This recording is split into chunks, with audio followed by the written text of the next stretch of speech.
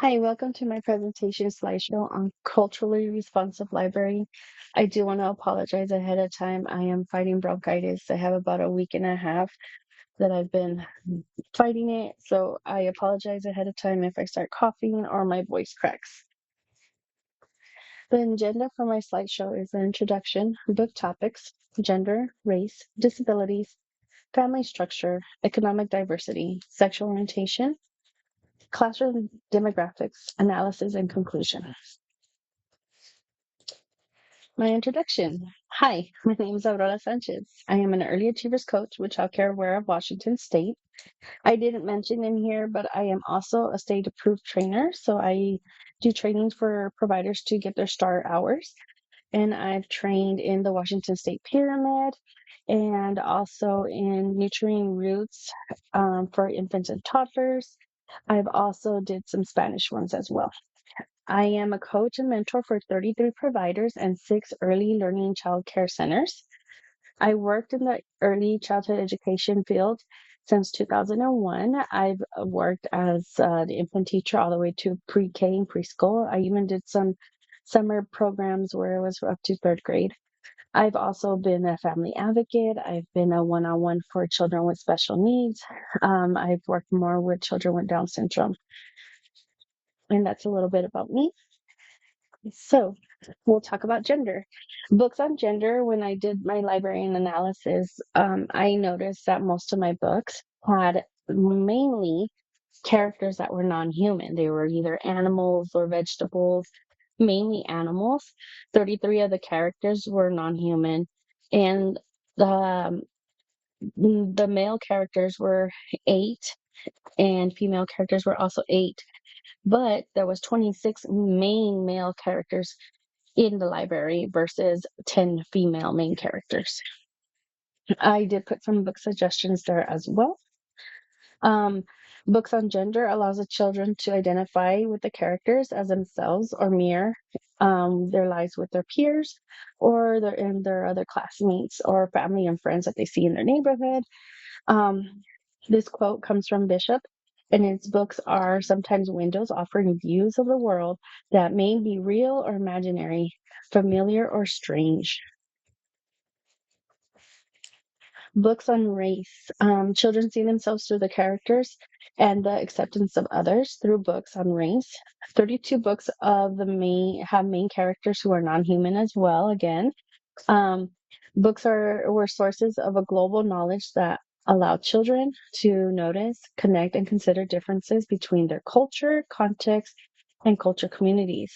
This comes from one of our readings from Asadero. Um, Teachers can incorporate books by using materials and props for children to explore and create those meaningful connections and differences in their lives. One thing I used to like doing when I would do my themes on cultures, different cultures, I would do a different culture once a month.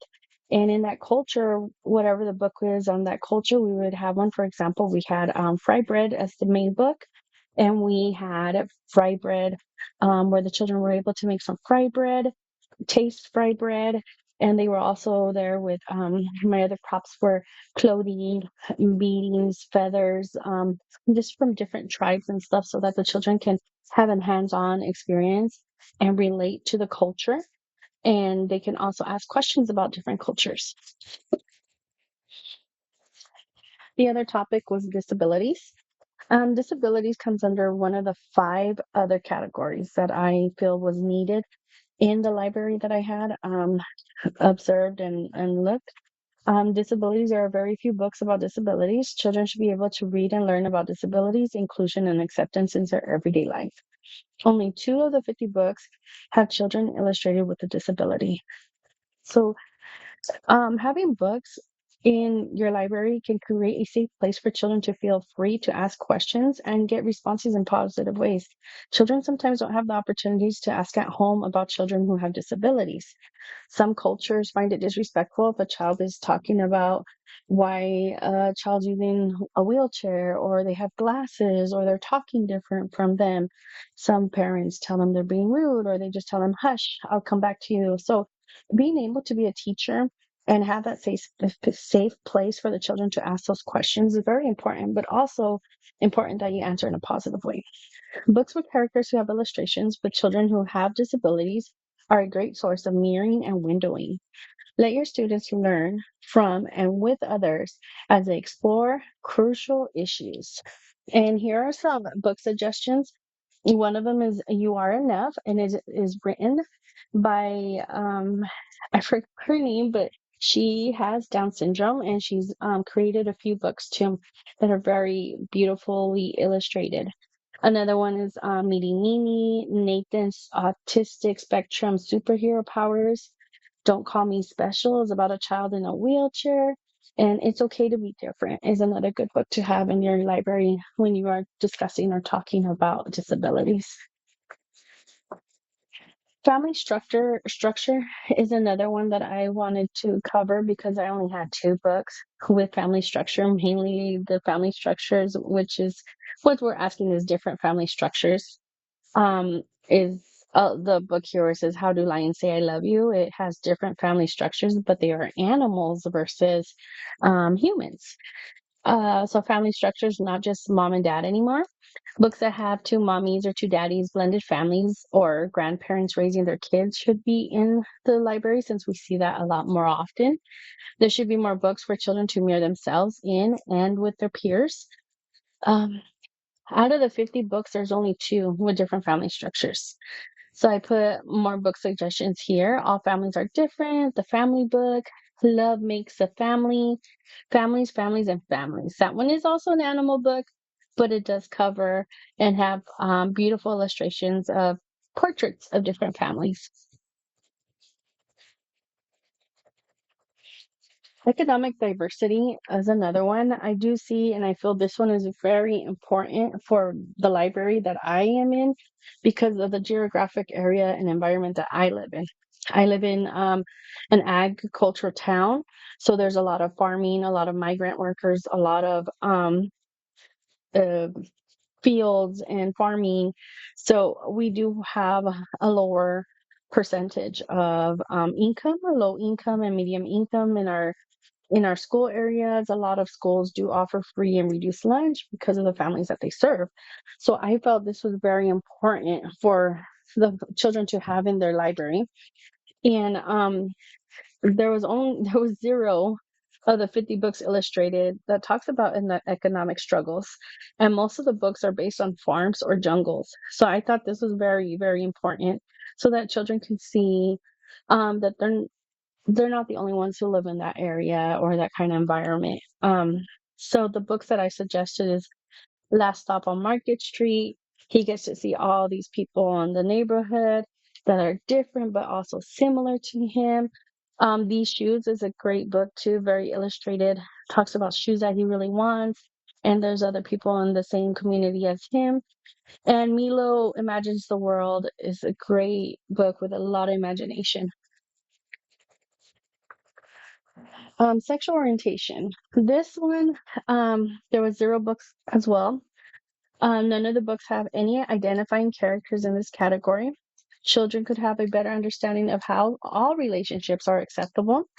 Books in this category can help children mirror themselves or use windows to see other peers or their families. Again, like I said, there was zero out of the 50 in here.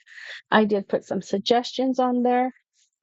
I do find this topic a little hard when I do talk to the childcare providers or the centers that I work with. I do have three centers that are church based. So this is a topic that I'm not really allowed to talk about to have in there, but I do find my ways to kind of sneak it in, talk about it.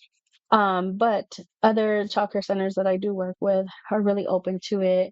They like to hear my suggestions, and they also have suggestions as them as well. Sorry, got tongue twisted. Um, so the classroom geom geographics is, like I said, I'm a coach. I don't have a classroom, but I did borrow a classroom of a home provider that had only two children, unfortunately, but she was one that I was able to without having a conflict of interest in my job. The children were a 4-year-old female, lives with mom and dad. an only child, lives in a shared housing. Mom works and dad doesn't. A 5-year-old child lives with mom and dad, 3 siblings. He is the youngest, one sibling with disabilities. Mom stays at home and dad works.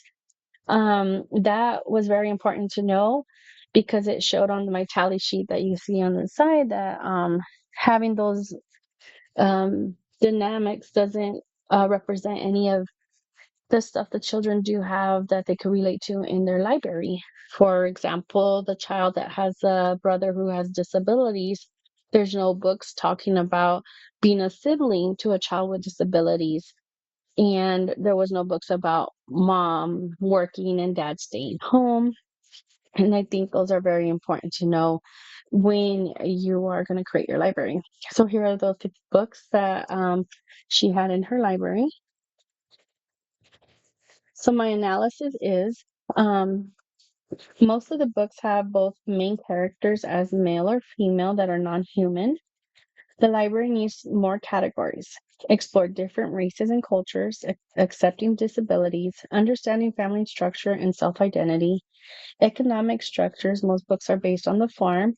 Some books are about animals living in jungle and forests. There is more need for real life characters for children to mirror and window. So as you can see, gender and race, 33 of the 50 books, the main characters were non-human, mainly animals. 8 male characters in the book, 8 female characters in the book, 26 males were the main character, 10 female main characters, 11 non-human main characters. Recommendations, adding books from the suggested list on each topic. When creating the library, know your audience. Know the children you have in your care. Know their family structure, the economic dynamics, language, and race. That way, the children can find themselves in the book or identify to the characters in the books. Rotate your books. It's very important to always be rotating your books out. Use monthly themes such as cultures and adding props and hands-on materials so the children can understand the topic. Additional categories, no books had characters who were Asian or Asian American, main characters who are lesbian or gay or bisexual, or addressing economic structures or poverty. 2 or few books were characters who were Asian, Latino, Native American, Middle Eastern, Arab, and Arab American. Mirrors and windows, the books in the library are mainly non-human animals. Children can relate to the characters of the story if they can relate to the story topic or theme. Most of the books in the library support more windows than mirrors due to the characters.